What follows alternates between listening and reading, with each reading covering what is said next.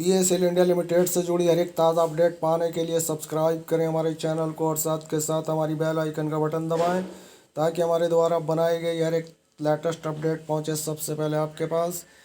तो चलिए दोस्तों शुरू करते हैं PSL इंडिया लिमिटेड पर आज की जो ताज़ा अपडेट लेकर आए। अपडेट यहां पर आप देख सकते हैं। ये अपडेट 4 अगस्त 2022 की यानी कि अभी अभी की ताज़ा अपडेट सुनाने से पहले दोस्तों आपसे अनुरोध है कि चैनल पर बने रहें और अभी तक चैनल को सब्सक्राइब नहीं किया है तो चैनल को सब्सक्राइब करें, साथ के साथ बेल आइकन का बटन दबाएं ताकि हमारे द्वारा बनाई गई हर एक लेटेस्ट अपडेट पहुंचे सबसे पहले आपके पास।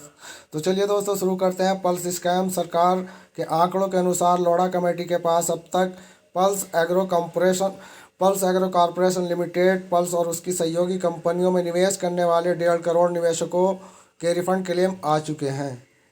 5,85,00,000 निवेशकों में से 1.5 करोड़ निवेशकों के यहां पर रिफंड क्लेम आ चुके हैं।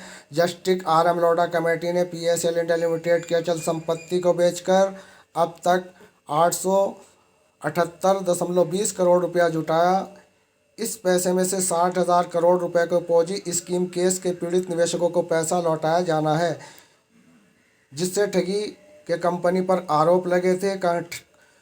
कमेटी की ओर से कहा गया है कि CBI ने उन्हें PGF और PSL कंपनी के स्वामित्व वाले 42,950 प्रॉपर्टी के कागज समेत रॉल्स रॉयल्स और पोर्स यकैन बेल्टी और BMW 7 सीरीज जैसी लग्जरी गाड़ी सौंपी गई थी।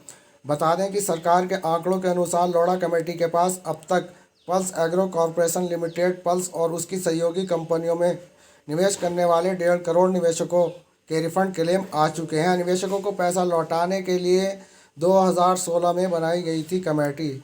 जी हाँ दोस्तों, ये 2016 में कमेटी सुप्रीम कोर्ट की तरफ से बनाई गई थी। उस वक्त सेबी विभाग से निवेशकों का पैसे देने का निवारण नहीं हो पा रहा था क्योंकि प्रॉपर्टी बेचने में दिक्कत आ रही थी। इसी कारण सुप्रीम कोर्ट ने RM लोढ़ा जो चीफ जस्टिस जो रिटायर्ड जस्टिसों की एक कमेटी बनाई गई जिसके अध्यक्ष RM लोढ़ा जी को बनाया गया। ये 2016 में सुप्रीम कोर्ट ने निवेशकों के निवारण के लिए जो उनका पैसा वापस करना था उसके लिए यह कमेटी बनाई गई। कमेटी ने PSL और उससे जुड़ी संस्थाओं और संपत्तियों को बेचकर 878.20 करोड़ रुपए की रिकवरी कर ली है। कुल मिलाकर पल्स की 113 संपत्तियों की नीलामी से मिले 86.20 करोड़ रुपए भी शामिल है। कमेटी ने जिन संपत्तियों के रिकवरी की कार्रवाई की है उनमें ऑस्ट्रेलिया स्थित pulse infrastructure private limited company भी शामिल है।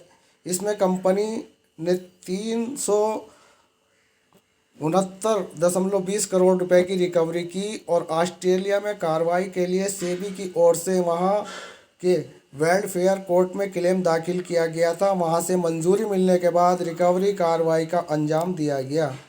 इसके अलावा 308.04 करोड़ रुपया सरकार ने PSL और उसकी सहयोगी कंपनियों के खाते में सींच कर जुटाए थे। जहाँ दोस्तों जो यहाँ पर खाते बंद कर दिए गए थे उन खातों से यहाँ पर ये इतनी बड़ी रकम निकाली गई और फिक्स डिपॉजिट में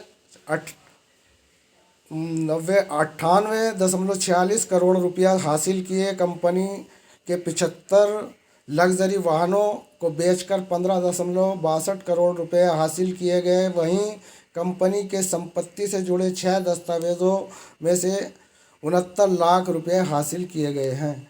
क्या है कंपनी का स्कैम? PSL के पल्स ग्रुप के नाम से भी जाना जाता है।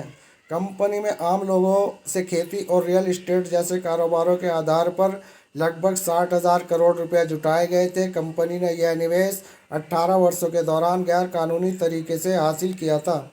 जब लौटाने की बारी आई तो कंपनी पीछे हटने लगी। दोस्तों ये जो है न्यूज़ आपको बिल्कुल गलत तरीके से यहाँ पर आगे बताई जा रही है, जबकि मामला ये है कि सेबी विभाग का PSL इंडिया लिमिटेड पर मुकदमा चल रहा था। उसी के चलते ऑफिस भी खुले हुए थे, लेकिन जैसे ही PSL इंडिया लिमिटेड यानी कि सेबी विभाग से मुकदमा हारा तभी इस कंपनी को बंद कर दिया गया।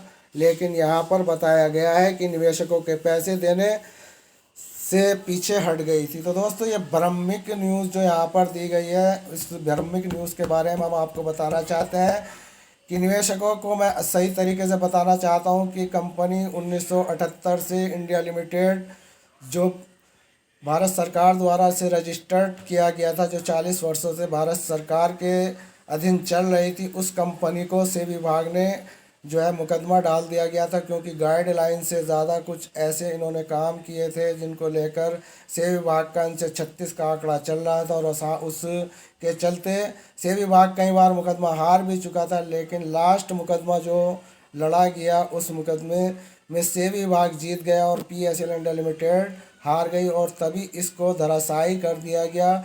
49,100 करोड़ रुपया निवेशकों का देने के लिए सेबी विभाग ने अपने हाथ में प्रोसीजर ले लिया, लेकिन अभी तक निवेशकों को प्रोसीजर के नाम पर झुनझुना पकड़ा दिया गया है। झुनझुने को निवेशक बजा रहा है, क्योंकि 2,500 से लेकर 16,000 तक की अभी तक रिफंड प्रक्रिया का प्रोसीजर चलाया गया है, जो कि निवेशकों को अभी तक पैसा नहीं मिल पाया, क्योंकि निवेशकों को यहाँ पर बहुत कम अमाउंट दिया गया। 49,100 करोड़ रुपए में से 400 करोड़ रुपया ही अभी तक निवेशकों तक पहुँचा, और सभी निवेशक जो इस वक्त जिनके आवेदन 1.5 करोड़ के लगभग यहाँ पर सेबी विभाग पर पहुँचे हैं। और अब अगर बात करें बाकी के बचे हुए 3.5 करोड़ से ज़्यादा निवेशक, उनके अभी तक पीएसएल के जिनके बॉन्ड घर पर पड़े हैं, जिन्होंने अभी तक जमा सबमिट नहीं किए गए हैं, उनकी यहाँ पर कोई अपडेट नहीं है।